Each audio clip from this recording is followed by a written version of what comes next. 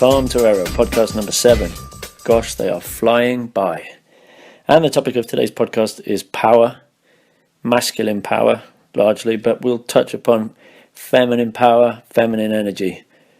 Before that, just a quick reminder that my seminal product, the Badass Buddha, it's an online digital video training product, 6 hours of all the new, good, juicy stuff. That's back up, that's available from the website, click below. It was taken down by the original provider because somebody complained it was too sexual, and so it's been re-uploaded to a new platform. All is good, all is well. So have a look at the contents by clicking on the link below. Alright, today's topic, power. Sounds a bit aggressive, doesn't it? But it was inspired by a quote that I read and that I reposted onto my Tom Torero Facebook this morning, and the quote said this: "Men dig beauty, chicks dig power. The rest is commentary." And that was said by Neil deGrasse Tyson, a great physicist, a great scientist that I really like. And it sounds so simple about men enjoying beauty, chicks enjoying power. But that's a profound sentence, because if you know my podcast on sexual market value or lover provider, not a podcast, sorry, but a talk. It was a talk on my YouTube channel. That all sound familiar, because in that sentence we're unpicking, first of all, what men and women find attractive and why men find different things attractive to what women find. And B, we're looking at this mysterious word power, and men instinctively are thinking, okay, power. Power means fame, I guess. Power means being muscular, being jacked, having loads of money, having a Ferrari. Power means being a CEO. Like, you know, men have this 2D cartoon alpha figure character in their head. I think it's inspired by like He-Man or a cartoon character when you're a little boy and you're watching this stuff and you're thinking that's what power is. A monster truck kind of power, a Red Bull kind of power.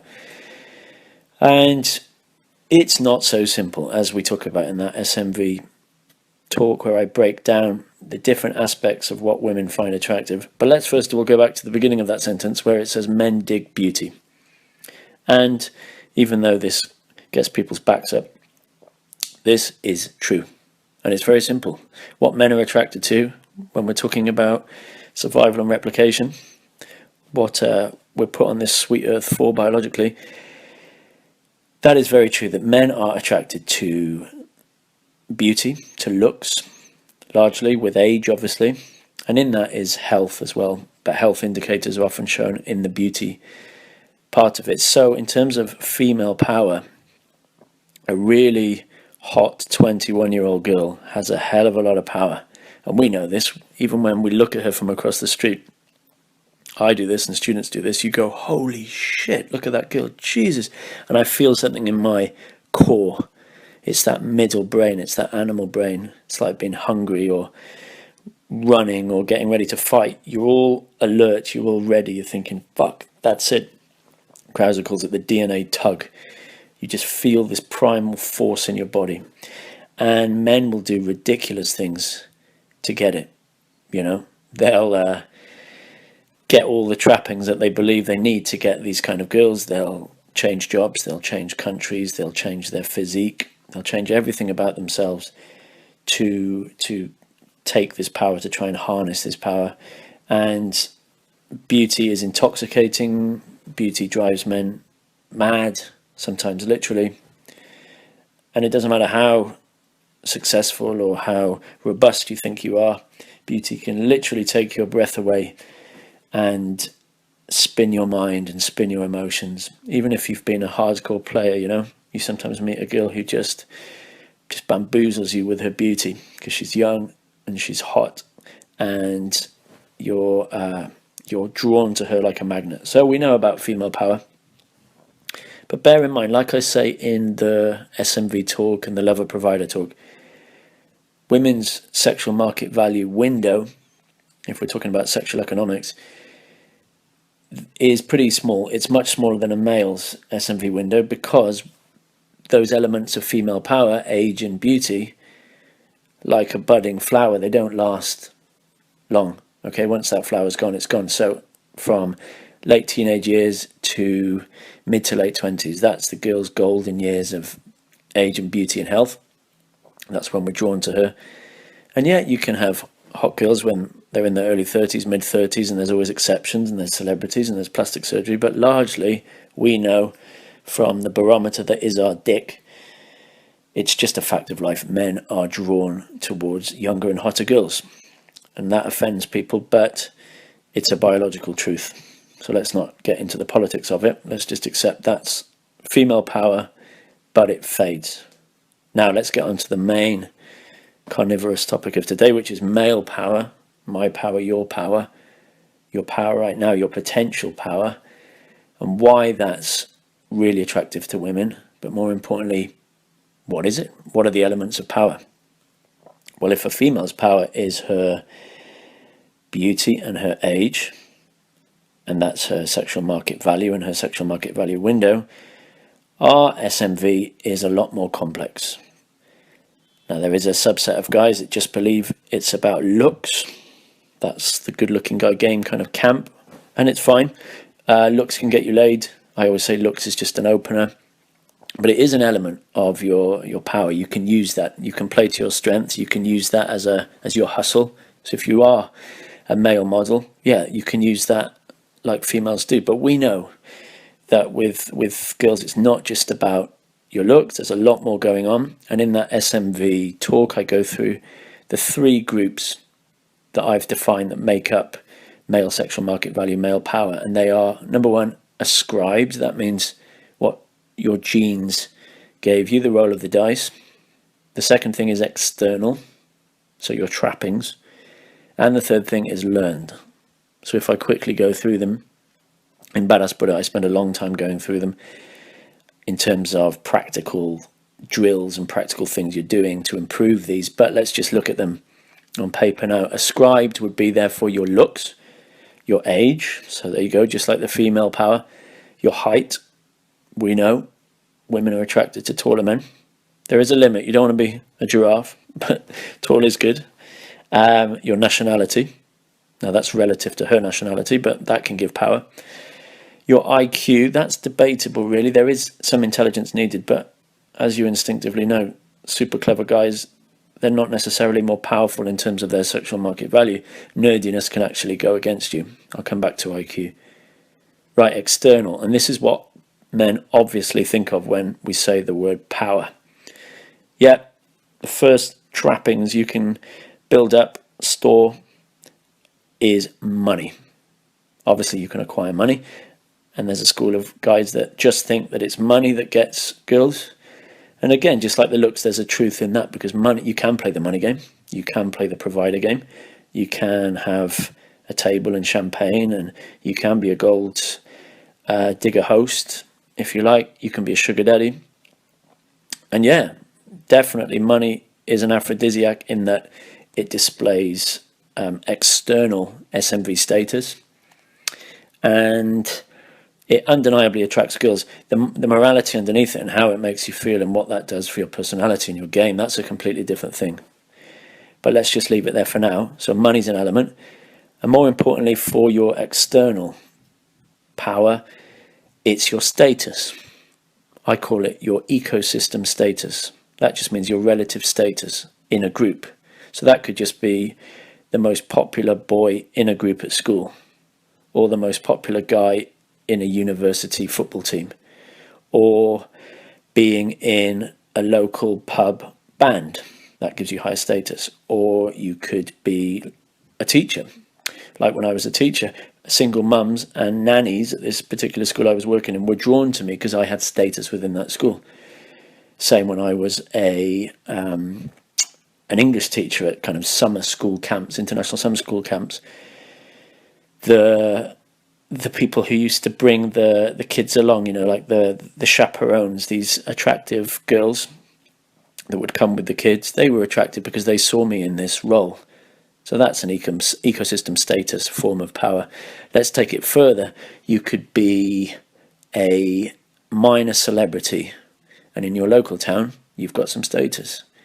You could be a small-time DJ, that gives you status. Moving on, you could be on a a national TV show. That gives you a lot of power.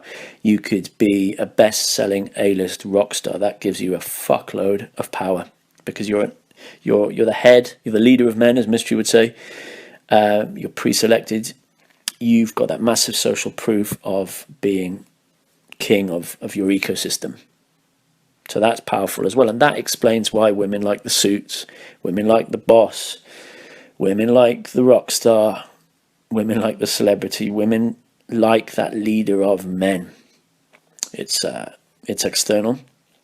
As I say in the SMV talk, both ecosystem status and money, they're fragile forms of power, because if you take them away from the guy, the example I give is when Russell Brand moved to America for the first time. He was only famous in Britain from the MTV stuff and the interview stuff.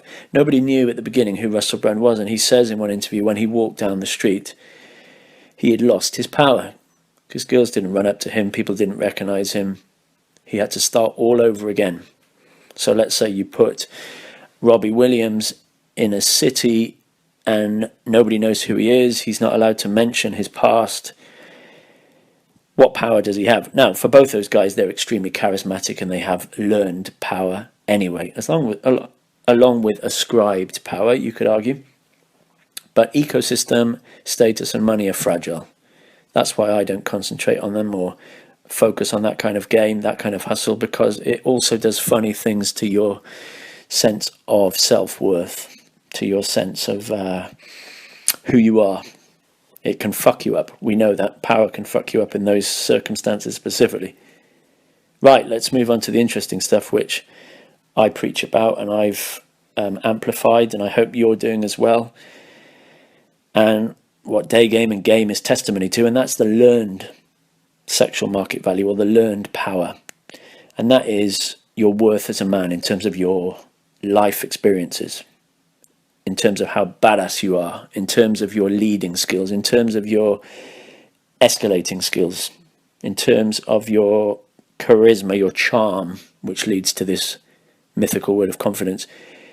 Now let's come back to intelligence, because a learned form of power is really your social intelligence. IQ is not sexy. Social intelligence, very sexy. That means, can you hold court? Can you bamboozle a room? Can you tell a story?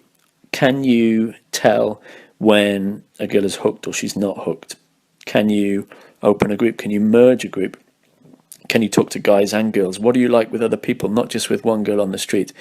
I can always tell a good seducer, not just a good day gamer, but a good seducer by how he talks to everybody. How he talks to his friends, how he talks to a room, how captivating he is to anybody. That's your social intelligence. That's the sign of a real seducer. And women absolutely love that kind of guy. And we can add more learned power characteristics, such as cockiness and arrogance, being a bit of a dick. Men don't like to hear that these are successful powerfully, but they are. We know it instinctively. The jackass, just the cocky guy, the arrogant guy, that is extremely attractive in certain doses to women, because it gives this male polarity. Yeah, all these things add up to male polarity, and ultimately non-neediness. So the opposite of non-neediness is not giving a shit, because you have abundance, your plate spinning. I talk about that loads in Badass Buddha. Why, if you don't understand these fundamental concepts, it's no point really learning little game gambits or just learning day game and hoping for the best. You really need to understand the bigger picture about your market value, about what women find attractive. And then you can put the icing on the cake, which is the technical outer game. Yeah? But the health warning in Badass Buddha right at the beginning is when I say 10% of learning is thinking about all this stuff and improving, and 90% of the magic comes when you're actually talking to girls, because that's when all this stuff slots into place. All right. Okay, that was a lot to take in. If that was a bit confusing, listen to that talk on sexual market value, or the one on love a provider, because I give the basic biology in that.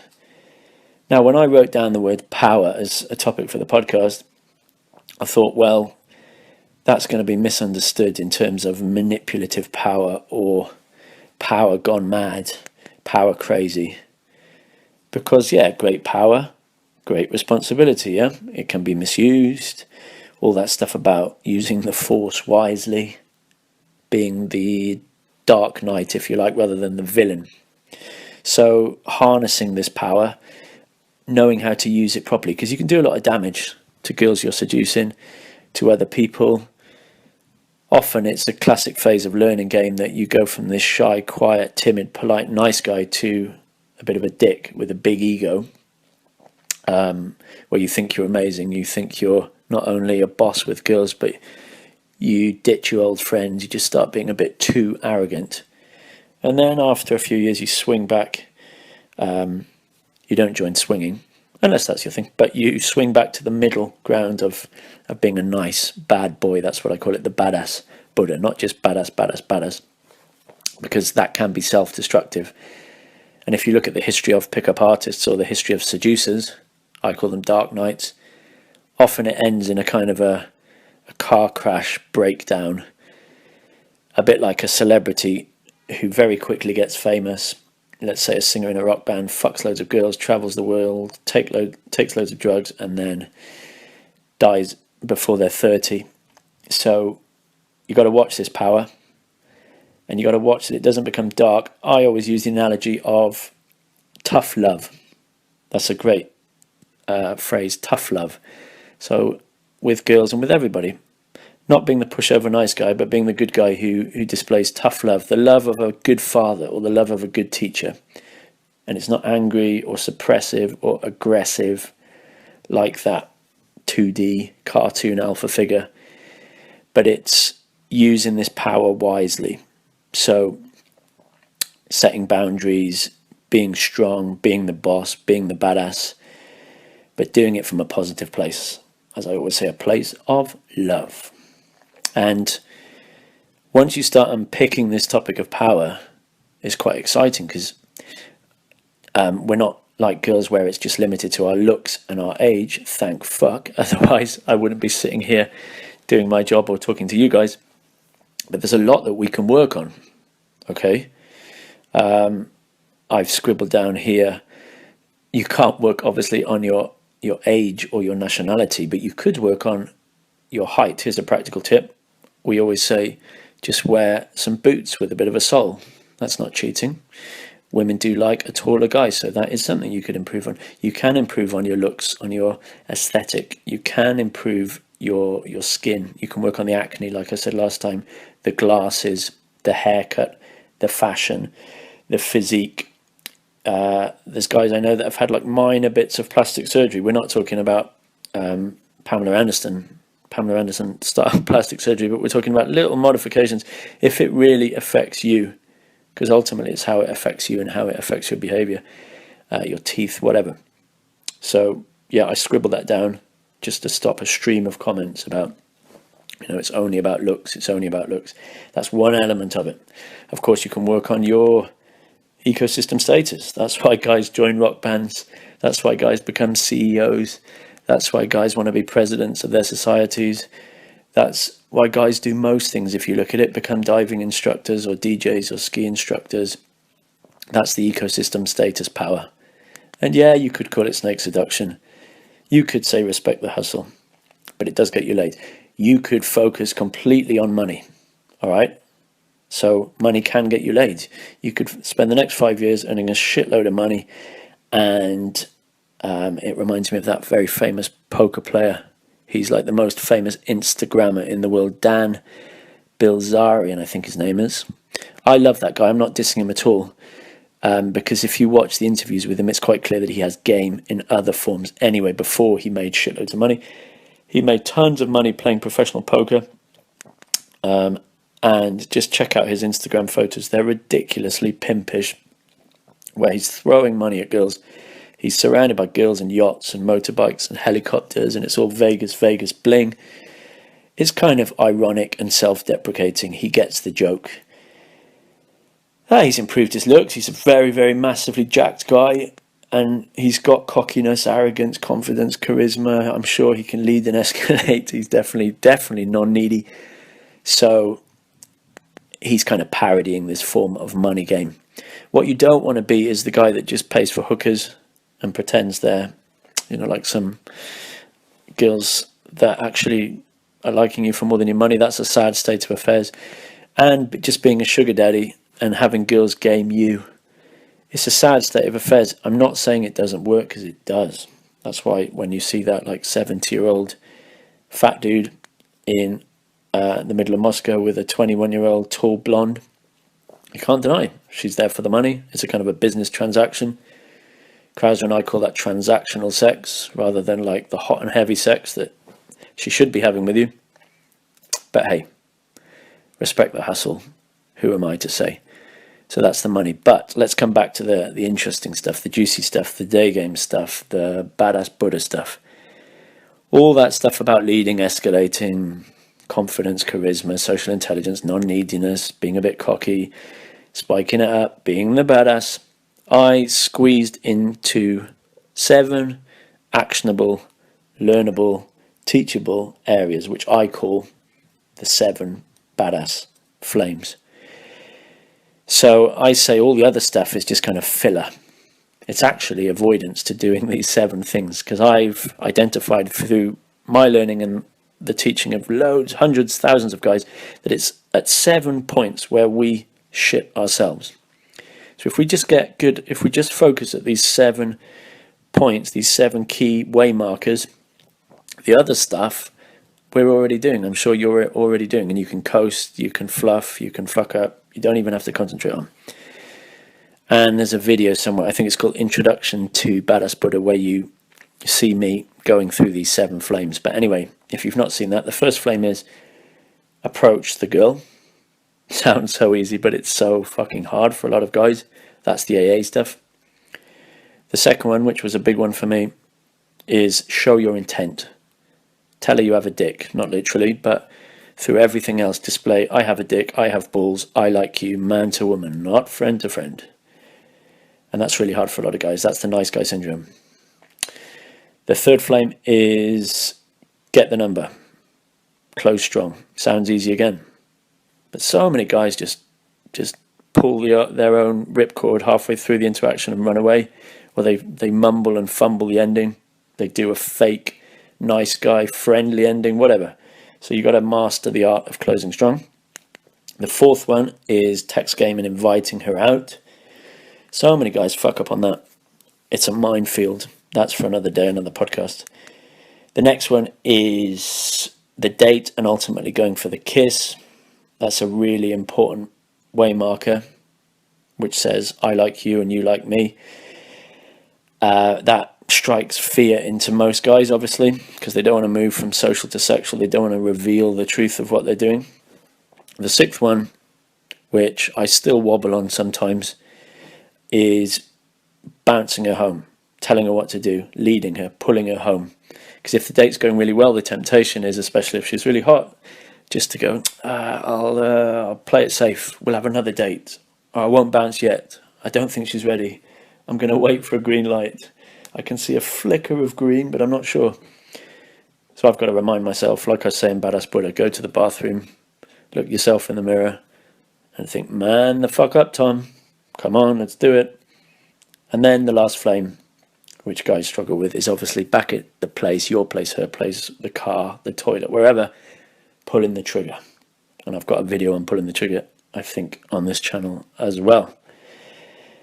So the theme that threads through all of these things, if we're talking about male polarity, being a badass, the 7 badass moments, is power.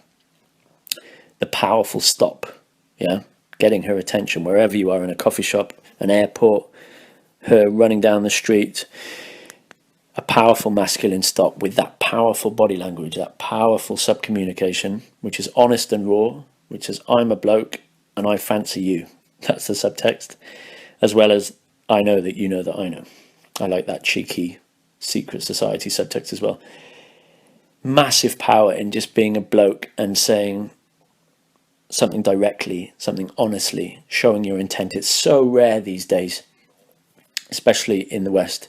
So girls absolutely love this form of power, and you can win the day game interactions in the first 10 seconds if you do this powerful stop or this powerful compliment honestly and clearly. Girls absolutely love it. That's why I always say on training, let's spend time on that bit. Now, the wider theme that I go through a lot in Badass Buddha is powerfully holding the frame.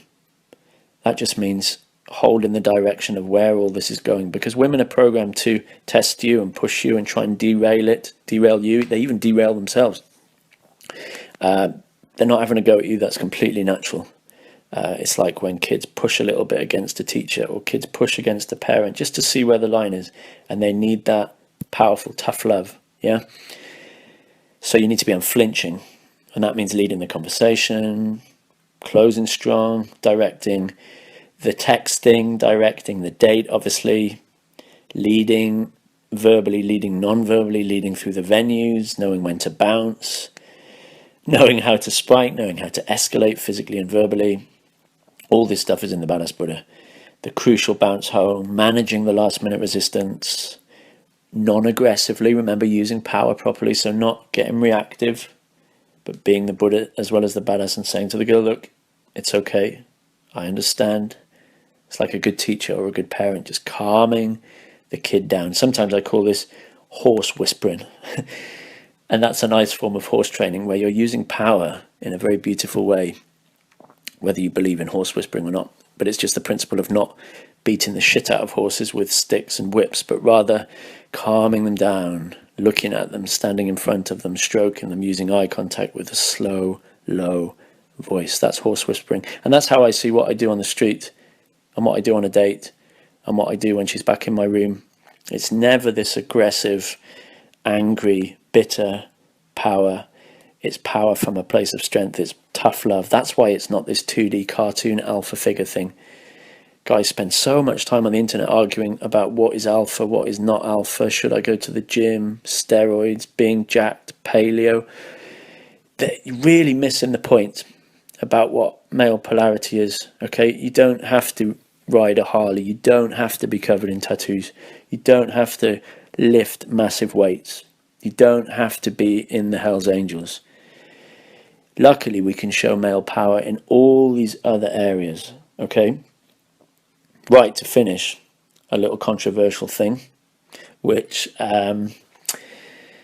gets massively misunderstood as well, and that's power in the bedroom. All right, domination, male-female polarity.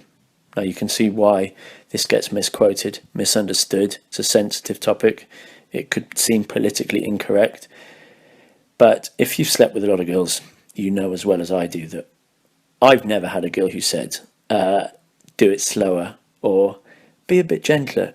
Girls absolutely love it, and it doesn't matter if they're a librarian, a scientist, a lawyer, a housewife, if she's 18, if she's 30, doesn't matter about her nationality. We're talking about a sexual act where, if you think about it, just in terms of what you're doing to a girl, you're putting something inside her and pounding away, to be nice and crass. You're dominating her, you're on top of her, you're behind her, you're whatever, you're grabbing her hair, you're putting your hand around her throat. When I kiss them, I put my thumb in their mouth. That's a good little test. I talk about that in Badass Buddha. Girls like to be submissive, all right? And interestingly, the MILFs and the most powerful women, like when I've slept with a lawyer, let's say a London lawyer who's very mouthy and very feminist and masculine, they tell me after the sex that they love even more dominating sex because they spend all day being the dominant one. They need to be dominated by a man even more. And last winter I was in Germany and I seduced and I slept with a feminist. She was like a hardcore feminist to the point of having a house full of cats and books by Janet Street Porter. And I'm not getting into arguments with feminists here because it's just a good example of she was hot, I seduced her, and in her heart, she wasn't a feminist. She wanted me to do all those dirty things to her, which I did, as it was snowing outside, and she absolutely loved it. So don't be fooled by women that seem a bit hard. It's like a naughty kid or a spoiled child. They actually need and crave your beautiful male power, your domination, even more. All women biologically like to feel small and feminine. They like to feel risky. They like it to be dangerous. And yeah, you could take that completely the wrong way and do really bad things to girls. No, that's not what I'm talking about. Obviously, I'm talking about this beautiful form of male-female polarity where if you get these poles right, it's like two poles of a magnet clicking together, no problem. So the message of today's podcast is just simply work on your male power. Whether that you want to just work on the ascribed stuff, the external stuff, or the learned stuff. But I would strongly recommend you harness your male sexual market value, because remember, the window's longer than a girl's. It lasts longer. You can be an attractive, powerful male into your 40s, into your 50s, even longer if you take care of yourself. So focus on power. Use power wisely. Use the force wisely. And may the force be with you.